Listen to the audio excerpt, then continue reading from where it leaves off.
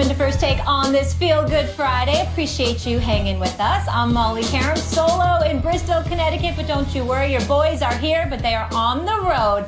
Hello, gentlemen. Stephen A. is in New York. Max in Omaha. He's got a big fight this weekend. How we feeling, guys? What's up? What's up? How y'all doing? Good morning. Let's get right Ready into it, gentlemen. Let's do it. We had a good one last night, and we want to start right there. The Chiefs defeating the Raiders 21-13 to move into first place in the AFC West. Kansas City's offense carried the team in the first half, but it was all defense in the second. The rookie Tyreek Hill showed again that he can do it all, accounting for 2 TDs. Alex Smith was efficient, while Derek Carr and his receivers clearly were not on the same page. Stephen A., do you feel like the Raiders got exposed?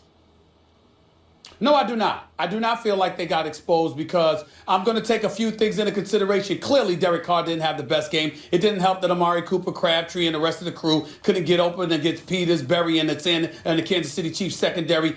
Major props to Kansas City's defense. They're 20-3 in their last 23 games with a 197-point differential. They have been absolutely sensational. Andy Reid is doing a phenomenal job. But the reason why I'm going to say that the Raiders weren't necessarily exposed, it's going to sound like an excuse. I concede that because this is football and there are conditions that people definitely have to live with. But damn it, it matters. We're human beings. We've got blood sifting through our veins. We're not robots. These kind of things happen. It has a negative effect on you. I'm talking about that freezing temperature, that cold weather. About 20 degrees last night. Lord knows how it felt with that wind chill factor. It was cold out there. It certainly, even though it gets cold in Northern California, not to this degree as far as I'm concerned. There were inclement weather, I believe, played a role. I believe it sort of threw off the Oakland Raiders and their high-powered offense a little bit. There was a 3 turnover differential, for crying out loud. Kansas City uncharacteristically turned over the football. The Oakland Raiders offense that I know and love would have taken better advantage of that had the conditions been better, although they were held to 10 points early in the season against Kansas City. That is beside the point. I think they would have showed up better last night. I think they would have performed better had it not been for those freezing temperatures, which I clearly did not take into consideration before predicting the outcome of this game. I'm going to give the Raiders a mulligan here because I don't believe that Crabtree and Cooper and all of these boys would have had receiving yards in the 20s. I don't believe that Derek Carr would throw for just 117 yards. I don't care what secondary you're going against. I'm going to give the Raiders somewhat of a pass on this because I think inclement weather compromised their performance, Max. That's what I believe. The Raiders got exposed. They got exposed as legit, as did the Chiefs. Those are 2 legit teams, and neither one of them as good as the Patriots, and anyone who watched that game last night knows that. The Raiders are legit because on the road, in a very tough place to play, Arrowhead, maybe the toughest in the NFL, in bad weather, in a hostile environment, game came down to the wire. So the Raiders are real. I thought they would lose that game. The Chiefs were favored to win. The Chiefs beat them earlier in the season.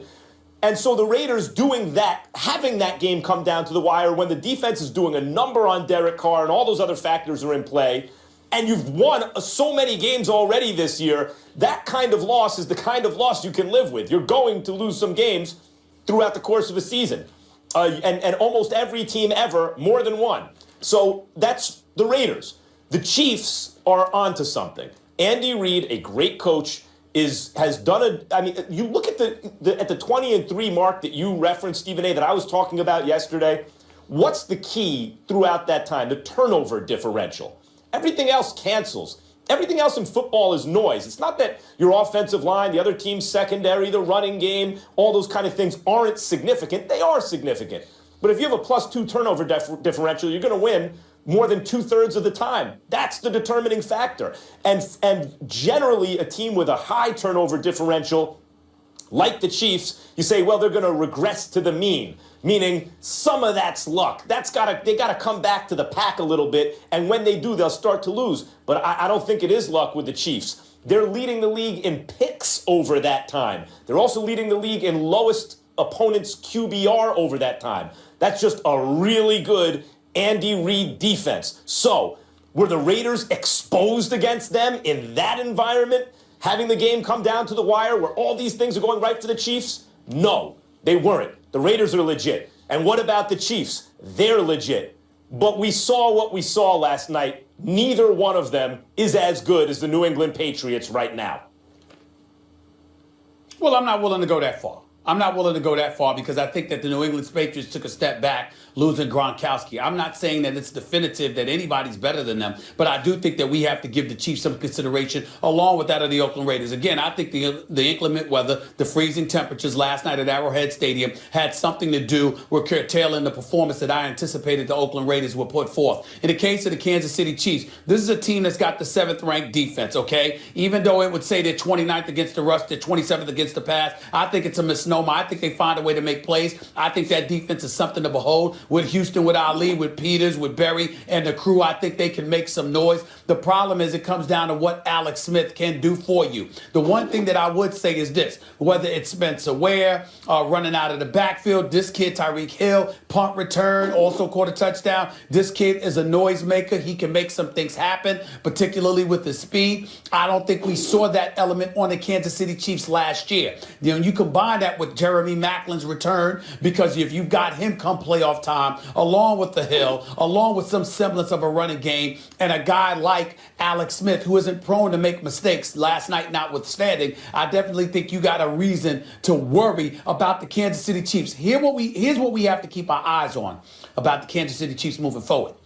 If they get home field advantage, now those temperatures and that environment that you saw last night, it's not going anywhere. And it's something that would work to their advantage. You have to remember that you have a lot of people out there who believe that Bill Belichick cost the New England Patriots a Super Bowl championship because he wasn't willing to put the pedal to the metal as the season waned and ultimately made some questionable decisions where he lost a couple of games late in the season last year, 1 or 2 games. So as a result of that, New England lost home field advantage and then had to go on the road, an AFC championship game, and then that what happened ended up happening. You got to keep your eyes on that with New England now, because a lot of times we look at the New England Patriots and we get so caught up in what we see from them over the course of a regular season game that what we forget is that at Foxborough, they're lethal, and that's where they usually are because they're so exceptional during the regular season. When they go on the road, what exactly is it that they do? So while we're willing to sit up there and say, all right, Oakland, their defense is suspect, even though their offense is high-powered. Kansas City, Alex Smith is basically a game manager, and they're a really good team. But can they have that dude that can take them over the hump? What we have not taken into consideration is what if one of those teams forces New England to have to come on the road again in a playoff game, particularly an AFC championship game? I mean, Arrowhead, if anyone has to play the Chiefs at Arrowhead, that's a tall order. But I think if you like the Chiefs, or Chiefs fans, I'm talking to you, if you like your team's chances, part of that is the trajectory of the teams that you can assume right now. One team is not going to have Gronk. The other team is getting Jamal Charles back. Right? So if you think that can create a tipping point, yeah, maybe. But at this moment, what I saw last night, I saw a Raiders team where everything went wrong for them. They still had a shot. I saw a Chiefs team win the way they normally do. I don't think either one is as good as the Patriots. And I want to address the Alex Smith point quickly, Stephen A. Alex Smith is, in many respects, what you're looking for in a quarterback. He doesn't make a lot of mistakes generally, and he's not going to lose you the game. And he's mobile. He can really run. He reminds me, though, of Dak Prescott minus. He's a game manager, but where Prescott is big on third down, Prescott's like a hitter who with 2 strikes on him could still hit you the home run. Third down, you need a home run play. Dak can get you that home run play on third down, and then also not make mistakes leading up to that point, and then also use his legs if he has to. Alex Smith does a lot of those things, except that thing you kind of need him to do most generally, which is something that Dak can do. And I think that's the difference between an MVP candidate and a quarterback who you wonder, is he good enough to win a Super Bowl?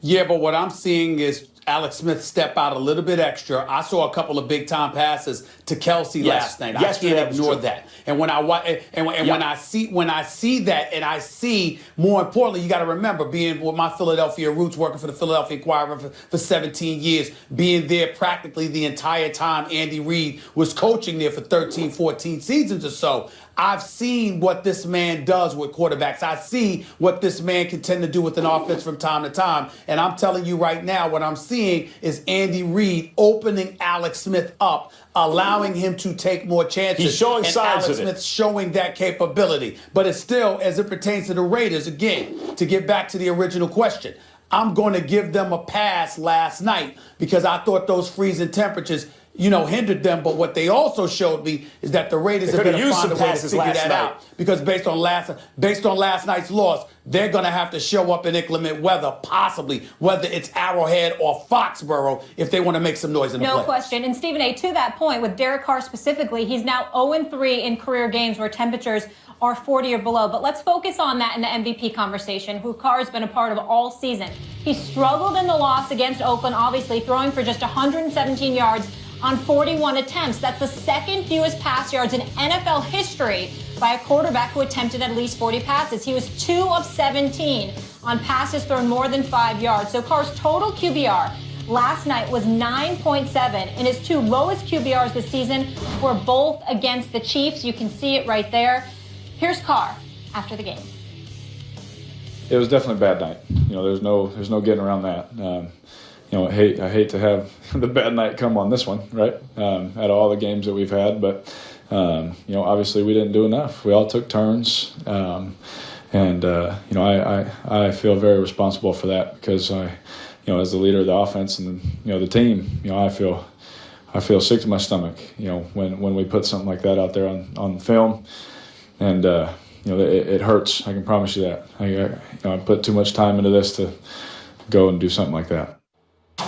Max, did last night's game affect Carr's chances of winning the MVP? It affected them. I mean, it's not over. It's Dak's to lose, but I thought that before the game. I think Dak's had a better season than Derek Carr. And for those who talk about Dak's offensive line and also the presence of Ezekiel Elliott, I can point to the offensive line on the Raiders and the presence of some excellent receiver. I mean, just an excellent receiving core, arguably the best in the league. So I already thought Dak was the front runner. But now I think there should be a consensus that it's his to lose. And please, with the Tom Brady stuff, Dak Prescott has a higher QBR than Tom Brady, period, and Tom Brady's missed 4 games. That's a ridiculous argument. But Derek Carr could still win it. Let's see what happens with Dak the rest of the way. He is a rookie quarterback. Last night was it's not that it somehow diminishes Derek Carr's season. I still felt like the Raiders were dangerous late in that game, and they were. Because of the presence of Derek Carr. He's a special talent, having a special year. But when you start talking MVP, you got to split hairs. And right now, it's Dak's to lose. Couple of things. I really want Max Kellerman to stop being so disrespectful to Tom Brady, who basically has a rating of 113, a QBR of 89. He's got 19 touchdowns, just 1 interception, and is completing nearly 69% of his passes. Let's not act like, oh my goodness, he doesn't belong in the conversation. That's just disrespectful to arguably the greatest quarterback of this generation. Zip it. Stop it. Stop doing that. Okay, that's number 1. Number 2, when we get to Derek Carr, let's be clear about something here. The race is not over, but he looks bad right now. And here's why he looks bad. Because of what he's done the last 2 games. He completed 54% of his passes in that comeback win over Buffalo. Last night obviously was an awful night, as he admitted. He does have 3 games left. One's against Andrew Luck. All right, first it's against Phillip Rivers. Then it's against Andrew Luck. Then it's against that Denver defense. He shows up and plays big time in those last 3 games. And Oakland wins all 3 games. Then you're talking about a dude that's going to have 13 wins on the season. I don't think you can ignore that. So it's not over by any stretch. But the fact is that he's going to have to show up in an elite fashion in order to capture league MVP honors. It's not because of last night. It's because of the last 2 games combined with the 3 games to go and the way the other guys in the league competing with him for that MVP trophy have been playing. Let me ask you something. I agree that the team's record helps or hurts, has an effect on MVP chances. If he wins 13 games, and I don't know that he will, but let's say he did. I think he'll win 12. That can be more or fewer. Okay, 12. Is that going to be more or fewer than Dak likely? Fewer. So Dak's going to have a higher QBR, likely, more wins on a better team. It seems to me that Dak's the MVP, and as for Tom Brady, because he missed those 4 games, there's no way he can have 13 wins, and he's lost the game, and his QBR is lower than Dak's. I don't see how he's in the conversation. Let's compare apples to apples here. Carr and Dak have played all the games. Well, first of all, Brady could end up with 11 wins. That's number one. Because that's number one. Number two, he could end up with 30-plus touchdowns. He could also end up, still throwing 1 or 2 interceptions on the season with a QBR near the 90s and a rating of over 113. That's number one. Number two, he could end up with the number 1 seed in the AFC. Number 3, and more importantly, when we compare Derek Carr to Dak, we can look at Dak having more wins, but we can look at relatively several pedestrian games on his part where he didn't make mistakes, but he didn't knock your socks off. We can look at the explosive play of Ezekiel Elliott. We can look at the praise that Ezekiel Elliott has been receiving, because you have a situation, which is something we'll talk about later, where you have an owner that might be compromising his quarterback because he keeps talking about his old quarterback who's not a reserve. I know that. I'm going to get there. But the point is, not only do you have that, you have a Hall of Famer who's the all-time leading rusher in NFL history talking about how much he loves what Ezekiel Elliott is doing. So you have all of these supplementary storylines to piggyback off of, to respect Dak, but also diminish what he has done, which could affect Carr in a positive manner in an MVP way. Yes, Carr could still, that's why it's Dak's to lose, but Carr could still easily win it. Because when all is said and done, I do not believe Brady will have the highest QBR and everything. He doesn't right now, Dak does. And plus, even if he did, it would have to be by such a margin to make up for the fact that he missed 25% of the season. He's out. I'm just talking about not how the voters are going to vote. I'm talking about a rational approach to awarding MVP. So when you talk about Dak and why he might not win it, it's always this kind of like nonsense, bad MVP voters who aren't very smart type stuff. It's like, well, Ezekiel Elliott's on the team, so they'll split the vote. Okay, that's the reality, but why should that affect Dak? Why does that mean he's not the MVP? Or he's a rookie. He has time. Derek Carr's been in the league a couple years. He's paid more dues. Or Tom Brady's the greatest quarterback of all time, which is true. Let's give it to him. But none of those are actually good MVP arguments. When you look at the actual argument for MVP, at this moment, it's Dak Prescott. There is no other person to put in that number 1 spot. He can still lose it. Let's see what happens the rest of the way. I hope he does lose it. I hope the Giants beat him this weekend. We'll see. Well, he could still lose it, but he should be number 1 on the list. But at the same time, he is number 1 on the list. But then again, he's not. You all over the damn place. At the end of the day, I'm when totally it comes down consistent. to it, they got 4 games. They got 4 games. No, you're not. They got 4 games to play. We will see what Dak Prescott does. But I'm not going to sit up there and rule out Tom Brady. And let's not forget the storyline. Hold on, Molly. I will be very clear. Molly, I'll be very clear. Hold on, the storyline. Hold on, the storyline. The NFL. You forgot about this, Max. There are people out there that want to see Tom Brady get that NFL MVP because of Deflategate, and they also want to see him win the Super Bowl, so Goodell has to hand him that trophy. They want to see that stuff. Don't forget that. That might influence stuff, too. Okay. Yeah, absolutely. I just want to be very clear about this, and Stephen A. accused me of not being clear. At this moment, Dak Prescott deserves the MVP, period. Not all of the voters are very smart, so he might not get it, even if it were awarded today. We'll find out how you feel Monday morning. We'll find out how you feel Monday morning. Heard you crystal clear there, Max. This MVP conversation is to be continued, gentlemen. But we posted this question on Twitter a little earlier, asking if you all think Carr's MVP hopes are over, and 51% of you are keeping hope alive. 49% said yes, they are. First take just getting started, though. We're going to break down the biggest game this weekend. The Giants handed the Cowboys their only loss of the season. Can they do it again? Plus, Jerry Jones is talking about his boy, Tony Romo, saying he might help the Cowboys get a Super Bowl title this season. You don't want to miss Stephen A's reaction to this. Next. is yours, is mine. And look at the time. Manning back, he lobs one right toward the end zone. Shepard goes up for it, and he makes the catch for the touchdown.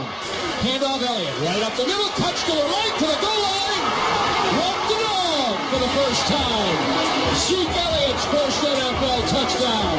Takes the snap, he looks, he throws it in the end zone, touchdown Giants. Victor Cruz, and he breaks out the salsa for the first time since 2014. 12 seconds left, third down, back to throw. Throws it out right, caught, got out of bounds. Who was that? Terrence Williams. He didn't get out of bounds, and the clock is going to expire right now. And the game is over. And I should have just followed the rules and just went out of bounds. The Cowboys' lone loss of the season was at the hand of the New York Football Giants, Week 1 in Jerry's World, as you just saw. Since then, we all know what's happened. Perfection. Sitting pretty at 11-1. Meanwhile, the Giants, they were on a tear of their own until an ugly loss to the Steelers last week at 8-4, second in the division now behind Dallas. The Giants will be without JPP, who is done for the season. Max, I know this one's personal for you. Who you got? Yeah. Don't worry, I'll keep it very subjective. Look, the fact is that the Cowboys are the best team in football. And Eli is playing behind from the beginning of the game because the Giants have no running game. So everyone knows he's got to throw the ball. And the Giants are missing JPP, and that's a hit that affects their chances. And I'm picking the Giants to win this game. Even against the Steelers, where the Giants couldn't seem to do anything right, they had many chances to win the game and blew it. The Steelers outplayed them. They were the better team on that day. But the Giants had to play really poorly by their standards in order for that to be the case. If you look at the Cowboys' weakness, if they have one, it's an inability to get pressure bringing 4 against the opposing quarterback.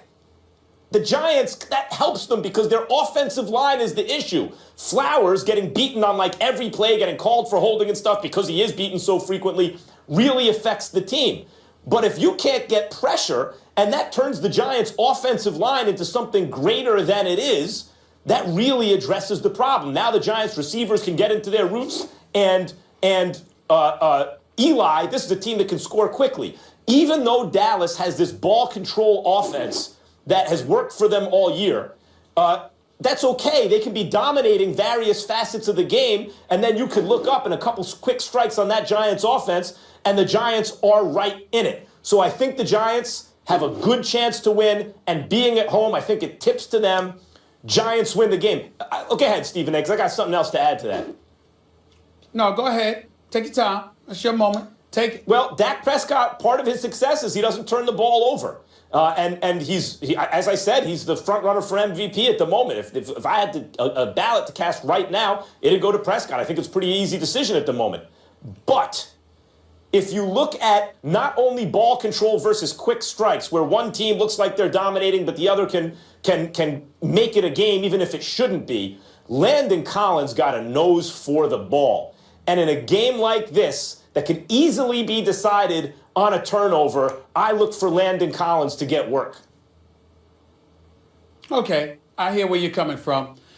We all know that I believe the Dallas Cowboys are an accident waiting to happen. We know that I can't stand their fan base. They're the most delusional fan base in American history. I despise these people. I don't like them. And now we know why. I always root for them to lose. And that's one of the reasons why, as I articulated just a few days ago, one of my worst memories as a youngster, having my heart cracked in half by a devoted Cowboys fan. We all get it. I had to confess it. It is what it is. And I'll never get over it in that respect in terms of being a Cowboy fan, and which is why the Cowboy fans will fall, because that's what they do. But not this week. I'm picking the Cowboys to win this game. And the reason I'm picking the Cowboys to win this game is a couple of things. Number one, I don't believe that the Cowboys are going to lose twice to the New York Giants in the same regular season. I can see the Giants beating them in the playoffs, not twice in the regular season. The Giants are just, they epitomize what a roller coaster is all about. They're up and down. And I think that even though last week wasn't a great week in Pittsburgh, I anticipate that this week will be somewhat the same. Eli Manning will have good moments. I also believe he'll throw at least 2 picks. The Dallas Cowboys rank 5th against the rush. The problem is the Giants have the second worst running attack in all of football. I don't know what the conditions are going to be like at MetLife Stadium this weekend. I know it's going to be cold. I know that could be a hindrance to the Dallas Cowboys as well as the New York Giants. The difference is Dak can run with the football. Eli Manning, not so much. Not to mention the fact that I anticipate Eli Manning will force a few throws because last week, Odell Beckham Jr. complaining about the referees, and they didn't go to him enough early, so they kept going to him late, okay? They didn't go to, Sterling enough, okay? That was a problem, and they didn't target Victor Cruz at all. So I think that Eli is going to feel compelled, McAdoo is going to feel compelled as well, to make sure that they get these other individuals involved, and as a result, for Church and Carr and the rest of the crew, it's going to be an opportunity for them to shine on this particular morning. And although Damon Harrison has been a welcomed addition to the Giants defense in terms of really assisting and stuffing the run because he's one of the elite run stoppers in the game right now, I still expect Ezekiel Elliott to get his. And as a result, I think it's going to be a grind yet again. But I'm assuming, I think that the Giants are going to lose this game 28-27. No, it was a close game like that. I mean, look, this is the type of game to me that written all over it is if you weren't watching the scoreboard late in the game, you'd think Dallas is up by a couple touchdowns, but it ain't going to be like that. The score is going to be much closer than the feel of the game. And I think in games like that, give me Eli Manning. The reason that you think he's going to throw a couple picks, aside from the fact that he needs to spread the ball around, he has no running game, so they know he's going to throw it. And either Odell is complaining, or Shepard's complaining, or Victor Cruz isn't getting a pass, so he's going to have to spread it around. But besides that, the reason Eli throws picks is the gunslinger mentality. He's not afraid to lose. That's why he's won a couple Super Bowls. He'll make throws sometimes ill-advised if he thinks it gives him a chance to win. And I expect plays like that by Eli Manning down the stretch to win this game at home against the Dallas Cowboys. All right. See, here's my thing. I will openly confess to you all that this wishful thinking on my part. Because, see, to me, if the Giants win this game and beats the Dallas Cowboys twice, Max, when have you seen an NFC East team lose to another team within their division 3 times in the same year? So I'm holding out hope. You know, it's like a backward philosophy in this regard. I'm kind of hoping, not just picking the Cowboys. I'm hoping they win so I can pick them to lose come playoff time. Because I think if the Giants win again in the regular season, having beaten them twice, then the odds of them taking the Cowboys out if they met in the postseason are slim to none. I don't see a team within the NFC East winning all 3 games. So when I told y'all the other day that I ran into Odell Beckham and Victor Cruz at the Giants game, I literally told them if I had my druthers, because I don't believe any team within the division is going to win 3 times against the other in a season, I want y'all to lose this weekend so you can beat them in the playoffs. That's my wish, and I wanted to just confess to the world out there. That's what I'm thinking in all of this. Don't think for 1 second I'm picking the Cowboys just because I think they can win it all. I hope they lose, but I want them to lose in the playoffs rather than this Sunday. So go ahead and win this Sunday so I can sit Molly, I need to open as I am. Oh, yeah, go ahead. As much as I hate giving Stephen A. credit, it's a fine point, Stephen A. You are wise as you are loquacious on this matter. That was a good point. And since we're being open and confessing, I just need to confess I legitimately have butterflies in my stomach already thinking about this game. This one is like a Super Bowl for some of us Giants fans. Yes. Speaking of which, the Cowboys president and general manager had some gems this morning in the New York Daily News. Jerry Jones making 2 bold predictions. Here they are, folks. I think Romo is going to get his opportunity. I don't want it to happen, but I think he may get his opportunity to get us a Super Bowl. While that's a mixed bag when I think about it, that means you don't have Dak out there, but it means what a story. One for the ages. If he'd step in there and this year help us win a Super Bowl on the field with his skill, that can happen here. We're not talking about a bus driver out there. We're talking about a guy who can go out there and move our team. Stephen A., the gift that keeps on giving in Jerry Jones. Yes. What did I say? Didn't I tell y'all? It's unbelievable. Didn't I tell y'all? How many times have I told y'all? Didn't I tell you? Max, did I not call this months ago? What did I tell you? With Molly, Max, what did I tell you? Didn't I tell y'all? I told y'all Jerry wouldn't let me down, right? Didn't I tell y'all the accident is coming? This is just an inkling of it. I tried to tell everybody. So here you are. You got Max Kellerman going on national TV, all right? You know, being loquacious himself, by the way, articulating his message in such eloquent fashion, talking about Dak Prescott as the #1 MVP candidate. And while you got the #1 MVP candidate, you're Jerry Jones, and you basically went out there and said, I hope something happens to him so Tony Romo could be in the game. You can't make this up. You cannot make this. Is beautiful. This is beautiful. I mean, I am so touched. Let me tell Jerry Jones,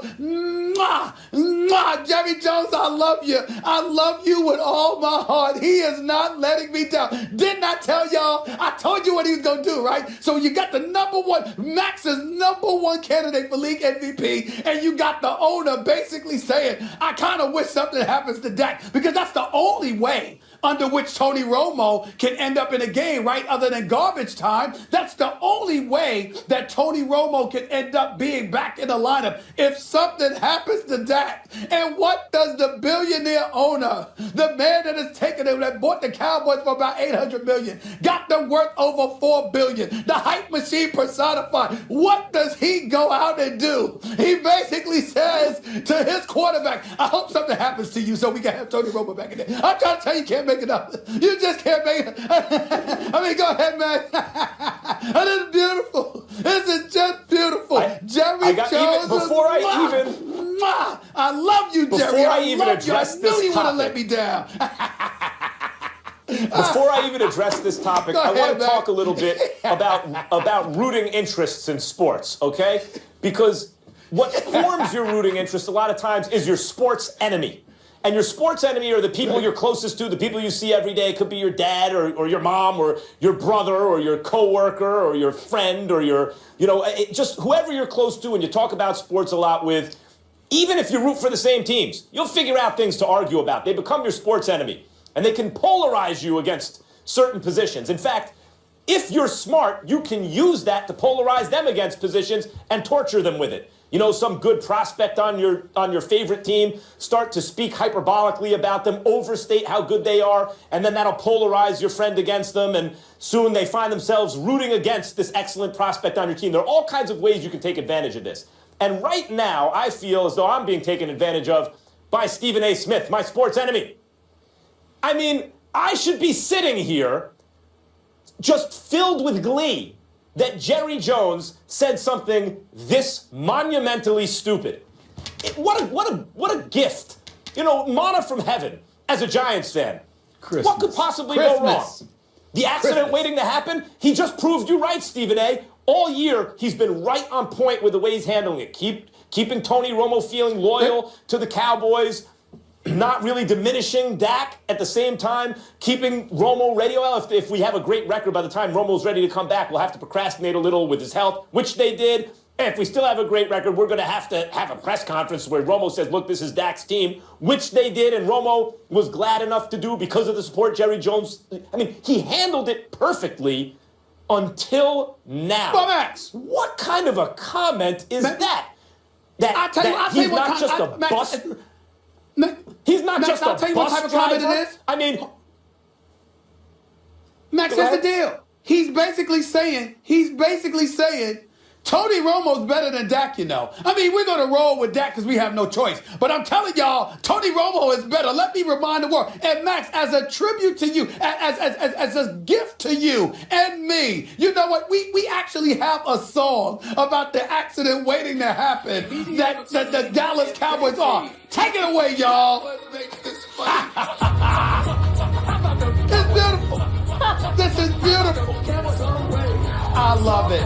I love it, Max. Don't you love that song? We're going to play that every day. Stephen A. We're going to play that every day. You really called it, though. He has officially showed his true colors. he really did. Accident. Wait. I'm telling you, hear that music, Max? It's beautiful. I mean, Max, this might as well be Kumo D, KRS-One, LL, or somebody. I don't know, Max. Jerry Jones, did I not call it? Did I not call it, man? I told y'all. I told y'all it was coming. Yep. Cowboy fans, you were like y'all in Babe Ruth with this one, calling a shot.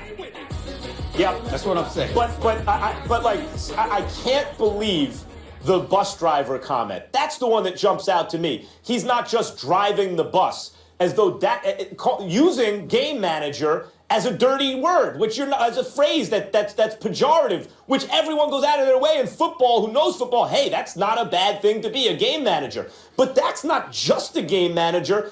Dak is a game manager who's a star on third down. I mean, that's everything you want. That's Tom Brady. That's Russell Wilson. Those are Super Bowl champion type quarterbacks. And to throw shade on your rookie who should be the MVP right now, because clearly, Stephen A., what you said about Jerry Jones's feelings towards Tony Romo is right. He thinks he's his son or something. I mean, it's unbelievable. But thank God for Jerry Jones as a Giants fan. Jerry Jones. Mwah! Thank you so much to the Cowboy fans, out there. I told y'all Jerry was gonna mess it up. You just wait. I'm just gonna sit back. Now it's getting really, really fun. The Dallas Cowboy fans are about to suffer. Maybe not this Sunday. It's coming. You see what Jerry Jones just did? Bam! It's over. Now it's got to actually result in bad things on the field for them. Jerry Jones just opened his mouth. He just messed up everything. Tony Romo, Dak Prescott. Tony Romo's better than Dak Prescott. You know, Dak Prescott, I mean, who is he? Tony Romo is the guy. That's what Jerry Jones said. It's beautiful. Stephen A., major props here. You called this one. Jerry officially once again showing us his true colors. But Carmelo Anthony, guys, I think he's trying to tell us something low-key. So the Carmelo Anthony-Phil Jackson beef has taken over New York, so much so that they got the front and back pages of the New York Post this morning. That's tough. We'll break the latest down there. Plus, Gregg Popovich not happy after last night's Spurs loss to the Bulls. We'll react to what he said after the break. Here's a sneak peek. Meanwhile, the Spurs lost 95-91 last night in Chi-Town, ending their 13-0 road win streak to start the season. They were looking to tie last season's Warriors for the most consecutive road wins to begin a season in NBA history. Head coach Gregg Popovich was very salty after the streak-breaking loss. I don't remember playing tonight. I didn't play. Guys get a lot of money to be ready to play. No Newt Rockney speeches. It's your job. If you're a plumber and you don't do your job, you don't get any work.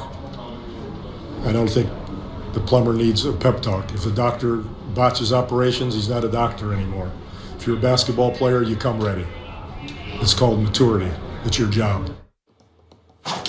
Pop, fired up. Do your job. Speaking of which, Stephen A., what responsibility does Pop have for his team's performance in terms of doing jobs?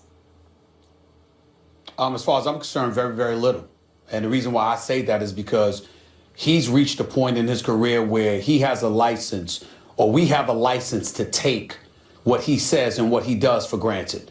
I've been covering the NBA, Max, for over 2 decades. I never have encountered a time when I think that Gregg Popovich has lied about anything. I've never encountered a time where we've looked at him and we've said he didn't do his job because of effort.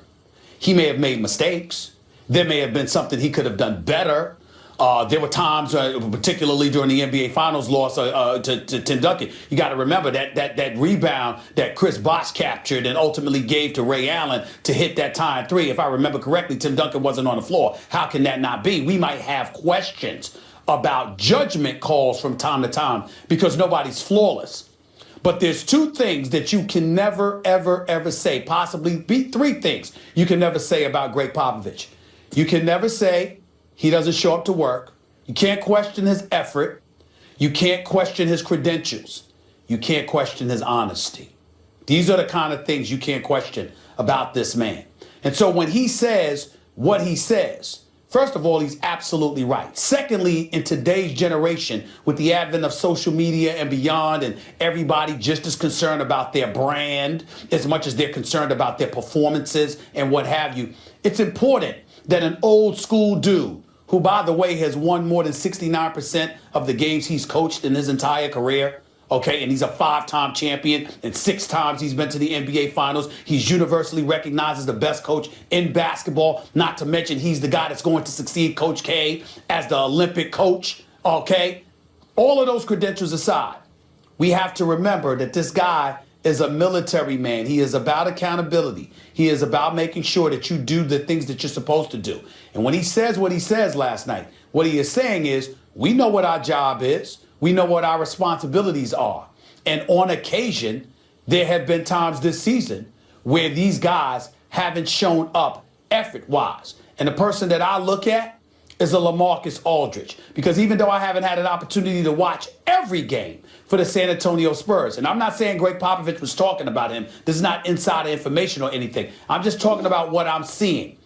I think that LaMarcus Aldridge is getting paid, and he is expected to do a lot. And I think the numbers that he's put forth and the energy that I anticipate and expected from him is not something I have seen when I have watched the Spurs play. He's not the only one. And I'm quite sure Gregg Popovich wasn't talking about just him. I'm just saying that I consider LaMarcus Aldridge big time. I have not seen a big time player in LaMarcus Aldridge for the San Antonio Spurs this season. That's the only reason I bring his name up. You think about the Spurs, and going into this season, you pay them lip service, as you do every season. Very few seasons, unless they had some extraordinary performance in the finals the year before, are the Spurs the one that everyone's picking. Everyone will pay lip service. Yeah, they'll be in the running, but it'll be this team or that team. And yet, here we are, where it was obviously the Cavs and the Warriors, and I said the Clippers had the best chance to upset the apple cart. I think you took someone in the East because you know, I guess the Cavs are a little more vulnerable than the Warriors once they get Durant, or whatever your reasoning was. And here are the Spurs with a chance to tie the all-time mark for road wins to start a season. Like, think of how good they are. And why? Because Gregg Popovich takes nothing for granted, except a culture of professionalism that he tries to cultivate. He said, no Newt Rockne speeches. You don't need to give a plumber a Newt Rockne speech. That's your job. And these guys are getting paid a lot of money to do their job. So when he's asked, what about you? Don't you have to get them ready? Aren't you also paid a lot of money to do that? He says, no. I'm not out there playing. Basically, he's saying implicitly, I did my job. I came prepared. Some of these guys didn't. Exactly. Now, if another coach without his track record were to say that, that could be problematic. Time out, coach. Ultimately, the buck stops with you.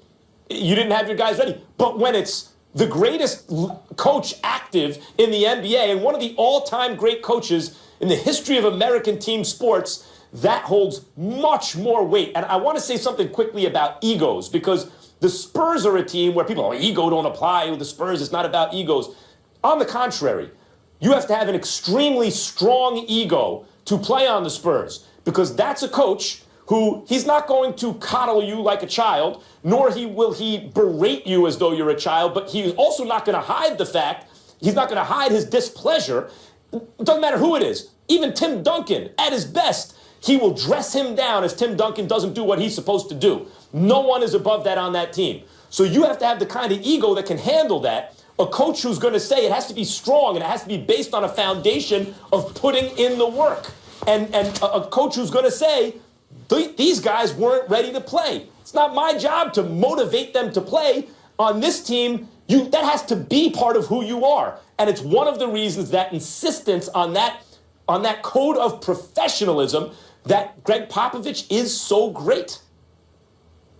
Well, I get your point, but, getting back to, isolating specific individuals. We watched the Chicago Bulls last night. Like, Dwayne Wade is making me out to be a liar. I believe they were going to get to the playoffs, but he feels they can make some noise, and they're playing like it, and they deserve a lot of credit. Him, Jimmy Butler, Rajon Rondo. By the way, Rajon Rondo getting a bad rap in certain respects, but we can elaborate on that another time. What I would tell you is this. You're going up against the Chicago Bulls. You're LaMarcus Aldridge. You shoot 5 of 15 from the field. The Spurs are minus 19 when you're on the floor. You're the successor to Tim Duncan. There's a responsibility that comes with that. He needs to play better. That's number one. Number two, there were rumors about him not being happy coming into the season. Young man, protege of mine, Jabari, wrote that. Mike Monroe, just a staple in the NBA community, one of the great NBA reporters in the history of this business is also covering that game, covering that team. He's a dear friend of mine. LaMarcus Aldridge has better get his act together, because it's not just about Popovich. Those people covering the San Antonio Spurs, a few of whom I know personally, know what they're talking about with the game of basketball. Folks are going to start zeroing in on this man. LaMarcus Aldridge had better step up along with other people. He's better than that, and there are players on this team that are better than the way they're performing. When Stephen A. says that, everybody, just keep in mind, it's not like, he's privy to a lot of information that no one else is. We know. He calls himself Stephen Naismith. Guys, before we get back to football, though, one more NBA topic I want to get into right now surrounding your Knicks. Carmelo Anthony hit us with the subliminal tweets last night, first posting this, potentially touching on Phil Jackson's comments. Ego is the only requirement to destroy any relationship. So be a bigger person, skip the E, and let it go. Hashtag stay mellow. Then he hit us with this. A photo of Muhammad Ali with arrows and this caption, unfazed, my life summed up in one photo. Hashtag stay mellow. Stephen A., you siding with Melo or Phil on this one? Of course, I'm siding with Melo. There's no question about it. Okay. Especially when you bring up the word ego. Because when we're talking about ego in this equation, we ain't talking about the player. We're talking about the president. Nobody on the Knicks team has a bigger ego than Phil Jackson. Nobody.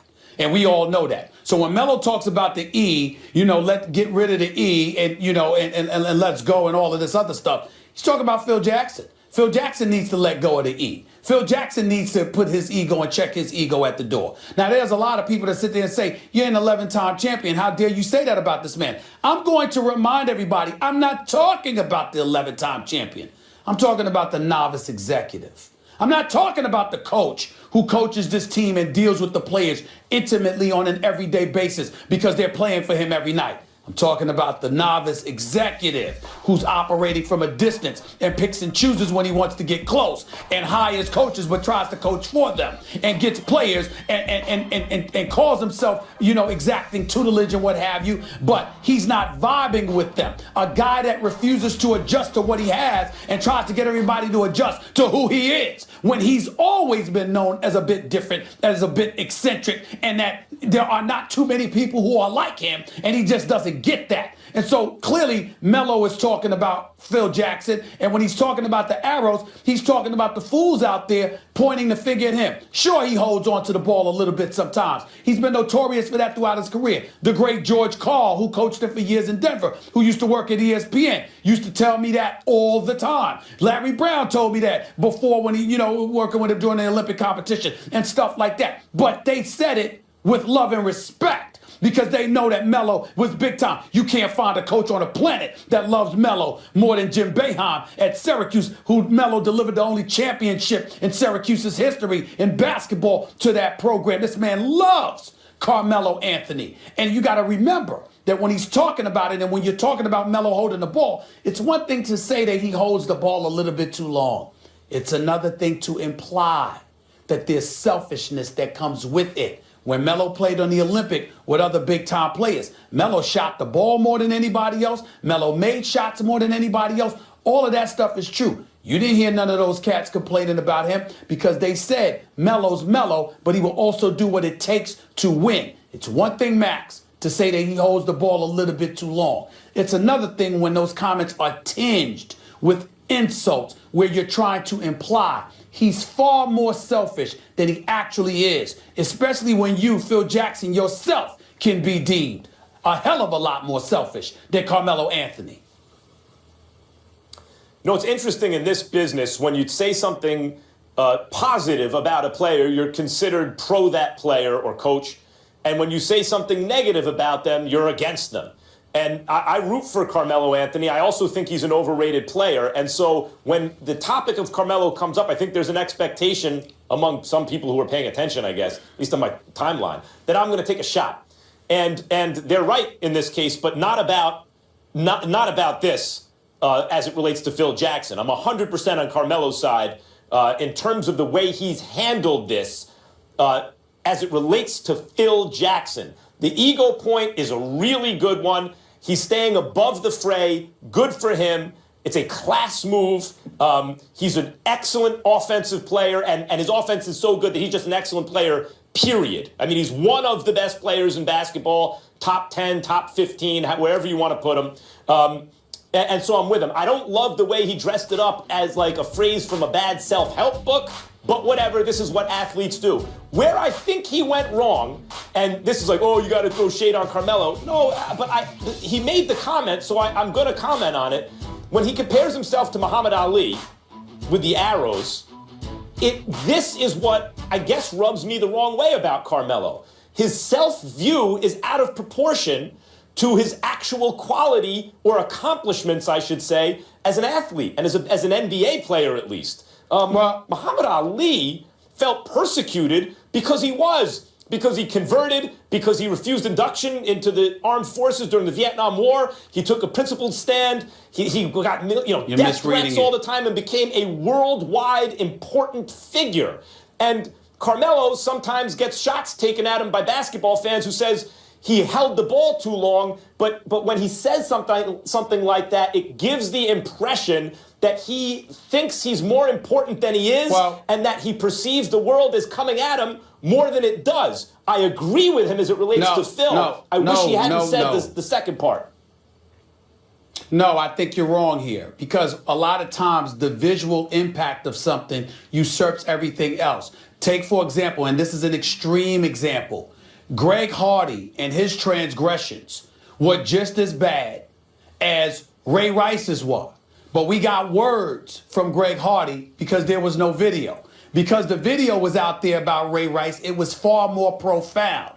And so when you live in a visual age, what you're doing is you're not comparing yourself to Muhammad Ali. You're using Muhammad Ali to give the visual impact of what you believe you're feeling to make that point without really comparing yourself to Ali. I've known Melo for over a decade. I am telling you right now, Carmelo Anthony in no way believes that his situation is comparable to that of Muhammad Ali. He ain't built that way. That's not who he is. I'm not saying that. He does feel there's a shrapnel of criticism that's coming his way, but he doesn't feel that it's comparable to what Ali went through. That's not who he is. First of all, I think that's a sophisticated rebuttal on your part, and I also appreciate the inside information that you just provided in terms of Carmelo's personality. And I don't mean to suggest he thinks he's Ali. What I'm saying is when he uses that image, it's impossible not to get the sense, at least from where I'm sitting,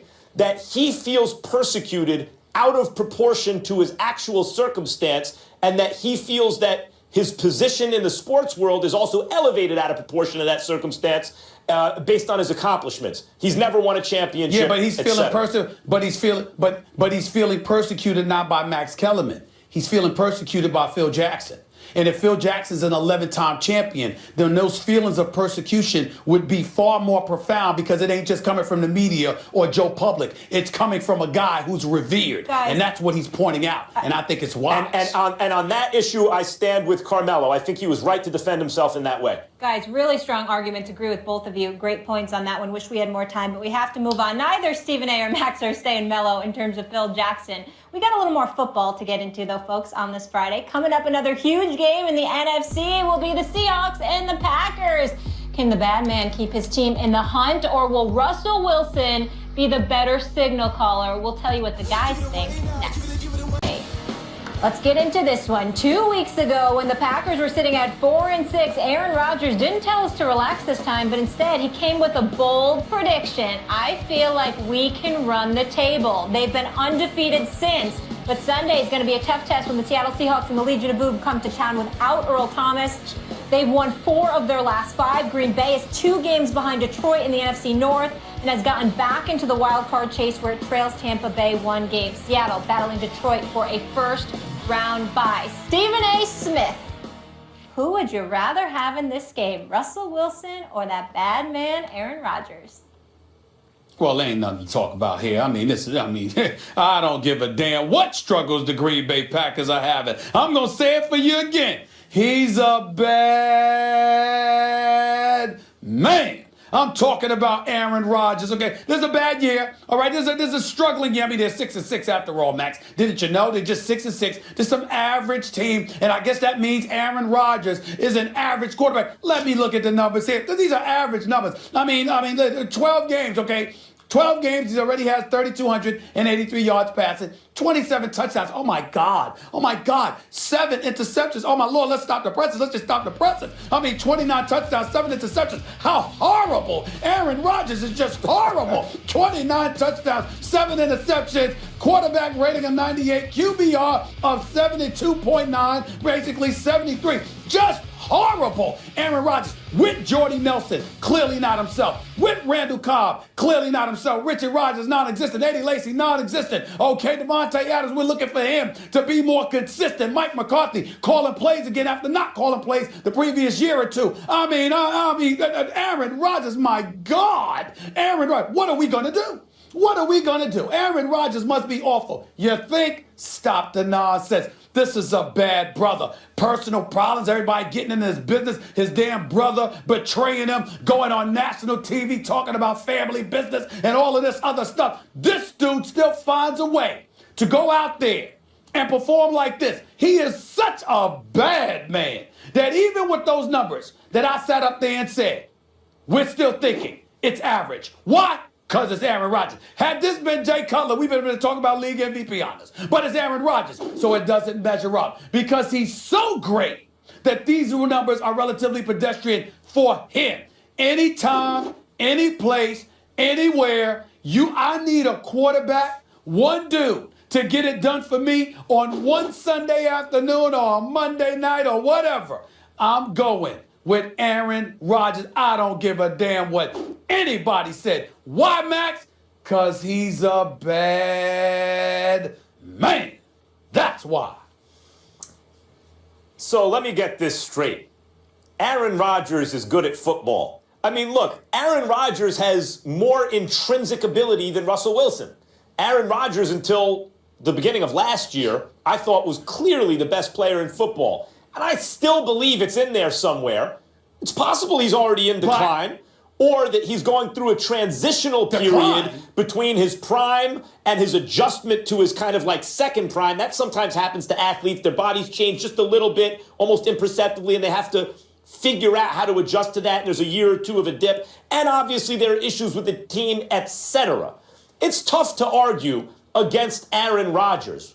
But Russell Wilson in the second half of last year was the best quarterback in football.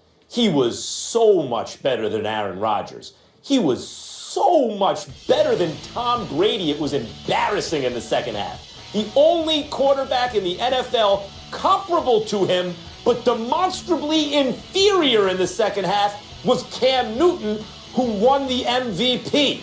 Now, Russell Wilson is playing behind a bad offensive line all year. No doubt about it. He's been hurt all year. And in fact, I think that there's actually an argument for Russell Wilson, not that he should be the MVP at this point, but that he deserves some consideration for keeping his team among the elite when he's been hurt, and maybe shouldn't have even been out there, when he's been playing behind that bad offensive line, etc. But Russell Wilson is a guy now entering his prime. And Aaron Rodgers, whether he's exiting it or adjusting or the team's just not as good, is clearly not as good as he was.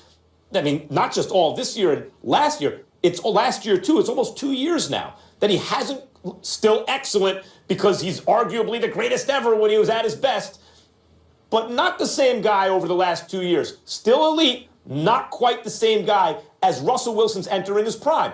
And then you factor in, if you ask, who would you rather have, what defenses are they facing?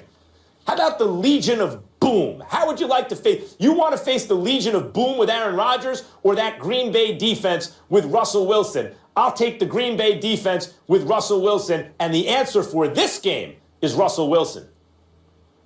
Well, I get where you're coming from in terms of taking Russell Wilson against the Green Bay defense, because one would argue Green Bay doesn't have a defense, not with that pathetic, awful secondary. You're absolutely right about that. But I guess my mentality is if I need a quarterback for one game, I'm going with Aaron Rodgers all day, every day, because he's a bad boy. It's just that simple. I think he can scramble almost as well, not quite, but almost as well as Russell Wilson. I think he can throw the football considerably better than Russell Wilson. A matter of fact, I believe that if Aaron Rodgers had a Doug Baldwin, if Aaron Rodgers had a Jimmy Graham, if Aaron Rodgers had dudes that showed up like that, he'd be throwing about 45 to 50 touchdowns and still wouldn't crack 10 interceptions in a season. That's how bad this brother is. Aaron Rodgers is a special dude. All of this stuff or this epitaph, people are mistaken. This dude is on another level. It's just that they got a whole bunch of problems in Green Bay that are not his fault. I don't care what anybody says. But it's difficult to imagine Green Bay. If you like Green Bay in this game, it's because it's difficult to imagine them falling under 500, not making the playoffs because Aaron Rodgers is their quarterback. He's that great. Even over the last 2 seasons, he's that great. Russell Wilson has been over the last now full season, if you take the second half of last year and so far this year, when you consider the production in the second half of last year and how he's kept this team together this year, forget about the stats this year, just the fact that they've won with him on the field, in spite of the fact he shouldn't have been out there, in my opinion, a couple games. I don't know if there's been a more valuable player in the NFL over that entire time than Russell Wilson. Okay, no more hypotheticals, gentlemen. Seattle's favored by 3. Who you got winning this game, Max? Seattle. Easily for me, Seattle, because I think Green Bay's defense is awful. It won't be Aaron Rodgers' fault. He'll do what he can, but the Legion of Boom is still lethal, and Green Bay's defense, meaning that secondary primarily, is absolutely positively non-existent. Not only do I have no expectations for them, I have no respect for that secondary right now. What I saw against the Washington Redskins a couple of weeks ago, it affected me so greatly. It's one of the rare times I watched a team and looked at a secondary and said, I'm really not sure these dudes belong in the NFL. Sam Shield's been out all year. He's hurt. But there's no reason on earth that a secondary should look as bad as that secondary look. At least with the Jets, we saw them tanking. We saw them give up and just not care. Green Bay cared. They just had a flagrant inability to do anything. I think Alabama and Jalen Hurts as a freshman would have went up against and boded well against that Green Bay secondary that I saw against the Washington Redskins a few weeks back. It was that bad. It was that bad. All right, no Earl Thomas. We'll see if Aaron Rodgers can take advantage of that there. But we're going to take a hard left turn right now. Because up next, we want to get into a serious subject with the Giants, and running back Nikita Whitlock had his home vandalized twice with racist graffiti. His teammate Victor Cruz had some strong comments on that situation yesterday. Take a listen. We'll react after the break. Giants fullback Nikita Whitlock's home was robbed on Tuesday night. And Whitlock told WCBS TV that burglars scrawled items that included a swastika, the letters KKK, and the phrase, "Go back to Africa," in Trump spelled out on the walls. Whitlock's teammate Victor Cruz had this to say about the incident. There's a certain mindset of a person or of people that follow Donald Trump. If you listen to anything that he says, if you listen to the comments that he's made about women, or the comments he's made about minorities, or the comments he's made about, people of that he feels are somewhat of lesser value, they haven't been positive. For someone to vandalize someone's house and write Trump's name or whatever they wrote on the walls is just proving that exact fact that I'm saying, that people that may follow him aren't necessarily the most positive people in our communities. Max, is Victor Cruz right? Yep. Of course he is. Look, I know, forgive me for those who come to sports to escape the real world. I get that. I'm sympathetic to that idea. And as a consumer of sports and sports talk, sometimes when this stuff goes on, as a consumer, I'm like, okay, I just want to escape and talk about the game. But here's the intersection of sports and life and real life, and in this case, politics. Fact of the matter is that Donald Trump was endorsed by the Ku Klux Klan.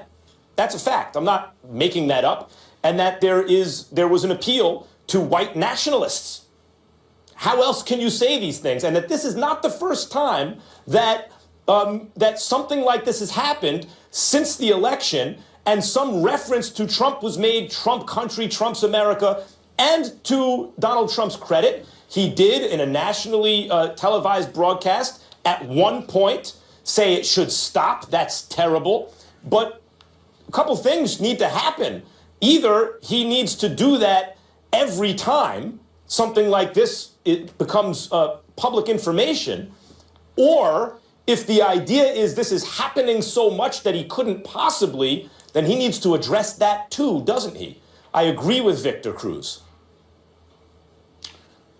I don't disagree with a single word that you just articulated, Max. You're right. But I'm not going to stop there. See, the only issue that I have with what Victor Cruz said is that it implies that this stuff came about because of Trump's rhetoric and his willingness to appeal to that base. I would argue that clearly it existed long before Trump ever decided to run for the presidency, and it certainly was put on display when we had President Barack Obama inaugurated in 2008. We saw an elected official scream, "You lie," very, very disrespectful towards our president. If I remember correctly, that elected official was from South Carolina. We saw and heard our first lady and the first family compared to apes and beyond. We saw a president highly intelligent, highly accomplished, earned what he had achieved, just throwing away to try to kind of stereotypes, other folks in America tried to throw in his direction, just bulldozed right through them, and they still came at him with similar rhetoric. And so my point in saying all of that is to say, I think it's a mistake for folks to sit up there and act like, oh, Trump did this. He certainly wasn't as responsible as we would like a presidential candidate to be in terms of the rhetoric that he was spewing and what it ultimately assisted in further inciting. But let's not act like it did not exist until he started running for the presidency. This stuff has been going on for a long time. It certainly went on against our president. And the fact is that it has and always will continue to happen. And it's foolhardy to believe that because Trump is the president now, now these folks are coming out they've been out. If anything, he might have made them feel a little bit more comfortable about it, but they've always been there and they've always been conducting themselves that way. It's just that it's a bit more conspicuous now than it was in the past. Yeah, it's an ugly America, an ugly side of America that we're seeing. And by the way, in terms of emboldening that sort of thing or fomenting the kind of anti-Obama stuff based on things other than the merit, based on race, which was something I thought at the time, maybe this is being overstated. Clearly it wasn't. And Donald Trump, of course, was a major booster of the birther movement against Obama, which he later denied or kind of denied, questioning the birth certificate, et cetera. I would say that what we're seeing is there's a term revanchist, which means you want to take back stuff that you lost. And clearly, he's not president yet, by the way, Stephen A. He's president-elect, appealed to that idea with racist white people who seem to want to take back gains made during the civil rights movement, or at least are angry about it, or maybe angry about Obama. I don't know. I don't want this to turn into a political show at the moment. But Victor Cruz pointed something out which is undeniably true. And hopefully the president-elect will continue, as he did the one time, to, in strong language, denounce this kind of behavior from his supporters. Well, how do we know he's a supporter? Because he scrawled Trump after scrawling swastikas. So it's a admitted supporter. And the president-elect should in strong language, let everyone know. Just coming out and giving strong language is not enough. He needs to be more active, not just with his words, but with his actions in denouncing such stuff. Because what the president-elect needs to really, really embrace and to understand that his presidency, doesn't have a snowball's chance in hell of being successful if he doesn't address this matter. Those ignorant, racist few out there very well may not epitomize everybody that voted for Trump. I refuse to believe that 60+ million people in this country, voted for Trump because they hate black people. I don't want to hear that. There are people that wanted to feed their families. There are people that did it because they didn't care about the social issues. All they cared about was the economics, and they thought change. And that, whether we agree with them or not, we can't be as irresponsible as the racists out there. And well, I'm just saying, we can't be. I just talk about how they feel. I'm not debating the economy. That's how they felt. Sure. What I'm saying is that we can't sit up there and be as irresponsible as those hate mongers, as those racists, in saying that anybody who voted for him, they must be like those people. There are a lot of people that don't feel the way those racists feel, and they voted for Trump for a whole different reason. And if we don't respect where they're coming from and be willing to engage in dialogue and debate based on that level, then we're no better than the racist that we're decrying right now. We have a responsibility to be that way. No, that's not true. We are better. No, that's not true. We are still better than the racists, but you're right. It is a lowering of kind of decent standards because many of the voters were also just people susceptible to low-quality information. Yep. And I just want to add one more thing. Obviously, at the end of the day, after a long, hard day's work, you go home to try to feel safe. And I feel so sorry for Nikita, how awful that is, that he can no longer feel safe in his own home. And I hope they find these cowards that did this and they're punished appropriately. But on a much lighter note, gentlemen, trouble is brewing in Buffalo. Tyrod Taylor was walked out on the media yesterday, but is that who he should really be mad at? Plus, the Heisman Trophy will be handed out this weekend. Is Max sticking with his pick of Lamar Jackson? Find out that later in the show. Tyrod Taylor left his weekly press conference frustrated after taking multiple questions about his poor play. This coming only a couple days after Rex Ryan was non-committal about the future of his quarterback. I finally found company. Mark Schlereth in the house. Good to see you. Thank you for being here with me. Absolutely. I feel bad. You're here all by yourself. But I got Guys you now. are out. Okay. All right. I know. They got other jobs, things to do. She'll be so all I right. won't get She'll be all right. She can be okay on this one. Stephen A. Always with the tough love. Yes, I'll be okay. She don't want to travel. She don't want to travel. She don't want to travel. Okay. She don't want to travel. Okay. I can speak for myself, young man. But Max, I want to start with you on this one. Is Tyrod's issue with Rex or with the media? Neither. His issue is with the $20+ million that if they cut him, he don't get. And Tyrod Taylor, I mean, you think about that. It's easy just to get past that because these numbers are so large. They're abstract. Of course, you're sitting at home listening to $20+ million. Oh, all these athletes make a lot of money. No, that's life-changing money. He hadn't been paid like that yet. And that money is sitting there for him. But if his brand, as we see with quarterbacks in the NFL, is so damaged through this process that not only does he not get that money, but no one else out there will give him anything approaching that, that's a catastrophe in someone's life. So I think that's primarily what's on Tyrod Taylor's mind. At least that would be what's on my mind if I were in his position, whether that's the media or Rex or anyone kind of taking aim at my wallet like that. Well, I disagree with you, Max. I definitely think it was about Rex Ryan because on one hand, you're Tyrod Taylor. You're 27 years of age. You just busted onto the scene last year. And you got a coach that essentially threw you under the bus because in the end, he brought unnecessary attention towards you. On the other hand, you're sitting there and you know that you're no Tom Brady, you know Aaron Rodgers, you know Drew Brees or anybody like that. You can't come out and respond to the coach. The closest thing he said in defense of himself, there are a lot of things that go into any of us being successful. That's the closest he could come to saying, look, it ain't all me. He could have said dudes ain't running their routes properly. They ain't catching passes. I'm not being protected by the offensive line to the degree that I would like, et cetera, et cetera. He could have said an awful lot of things. 12 games this year, 8 times he's thrown for less than 200 yards. I mean, that simply cannot happen.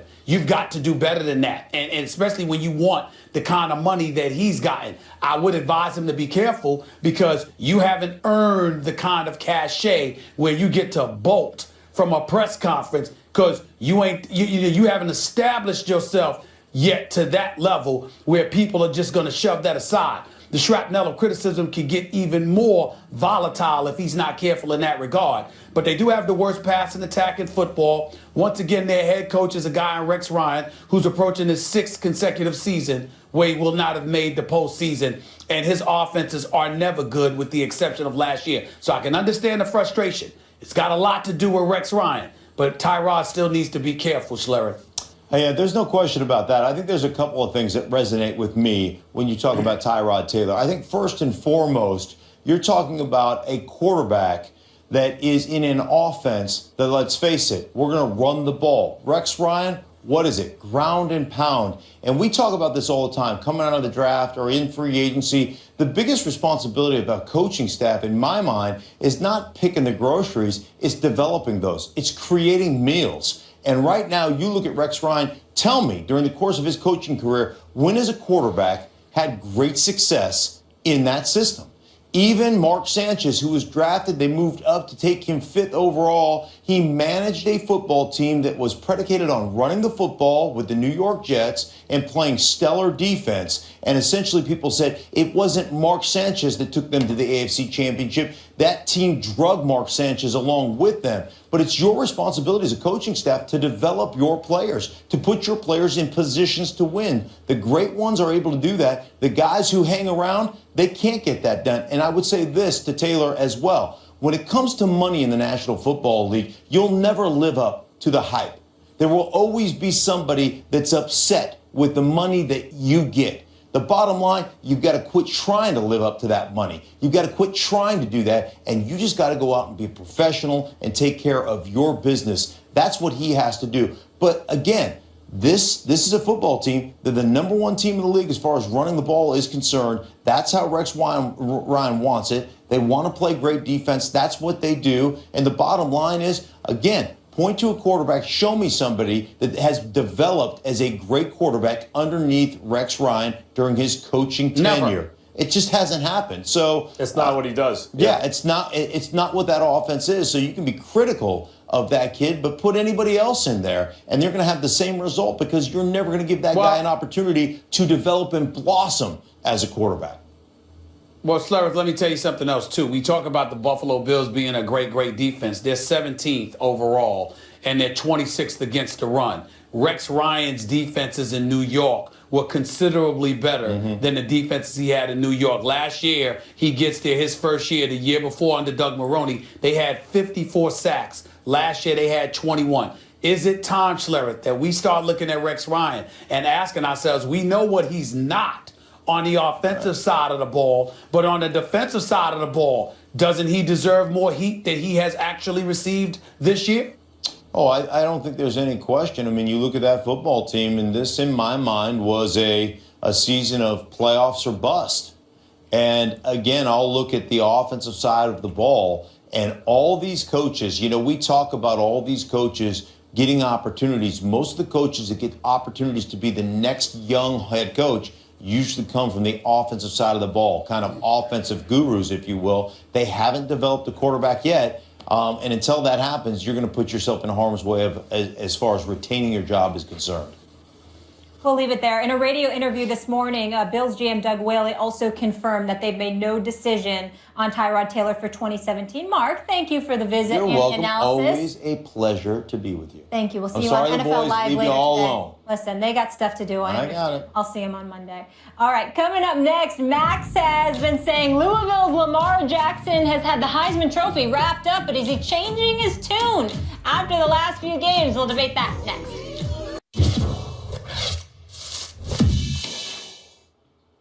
Louisville's Lamar Jackson is the real deal and looks to be the favorite to bring home the school's first Heisman Trophy. Jackson was the 3rd player in FBS history to record 30 pass TDs and rush for 20 more. The other 2 players, Cam Newton and Stephen A's friend, Timmy Tebow, went on to win the Heisman. Max Kellerman, you've said that Jackson has won the Heisman 6 different times this season. Do you still Yes. feel he should win it? A big Lamar Jackson fan. I was really rooting for him. And I saw where people were, the answer is no. He won it 6 times. He lost it like twice. And at the end of the year, yeah. What? After all, you've been bugging me for months. That we don't even need to talk about the Heisman, and he's won it 5 times over. And what? He'll get it. He's still going to get it. He just wouldn't have my vote. I don't care where he gets down. I'm asking you. You're going to sit here on national television after 5 months of telling us that we don't even need to talk about it. He's got the Heisman. What? Oh, my life. Go ahead, Max. Go ahead, buddy. Go ahead, man. Take your time. Explain this one. Take your time. The floor is yours. When the facts change, I change my opinion. What do you do, sir?